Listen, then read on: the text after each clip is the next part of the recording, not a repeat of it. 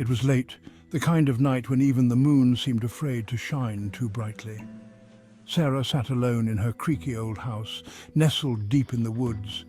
She'd inherited the place from an aunt she barely knew, and though the town whispered about the strange occurrences that had plagued the home for decades, she shrugged it off as superstition. But tonight felt different.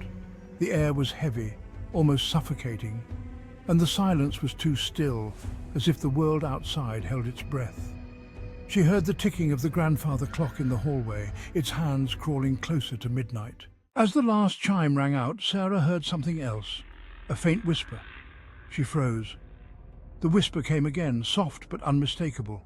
It seemed to drift through the walls, circling the room. She couldn't make out the words, but the tone sent chills down her spine. Slowly, the whispers grew louder until they became an unintelligible chant. It wasn't coming from outside. It was in the house. Sarah's heart raced. She grabbed the flashlight from the table and hesitantly made her way to the basement door. The air down there had always been colder, heavier, and she could never shake the feeling that something was watching her whenever she passed by. The whispers intensified as she opened the door, revealing a staircase that plunged into darkness. Her flashlight flickered. She hesitated, but some primal force, drew her down the steps. As her foot hit the cold basement floor, she saw them, shadows. But these weren't normal shadows. They writhed and twisted unnaturally, separate from the faint light, and they were moving toward her.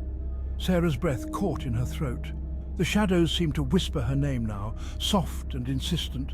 They swirled closer, their forms coalescing into vague, human-like figures. One stepped forward, inches from her face, its hollow eyes locked onto hers. A cold breeze swept past her, and the whisper finally became clear. "You're not supposed to be here." Sarah turned to run, but the shadows were everywhere, rising up the walls, reaching out with clawed fingers. She stumbled, her flashlight slipping from her hand and rolling across the floor, casting eerie beams of light on the shifting figures. They closed in, and she could feel their cold touch on her skin. Her mind screamed, but she couldn't move. The shadows seemed to seep into her, pulling her into the darkness. Then, just as suddenly as it began, it stopped. The basement was silent, empty.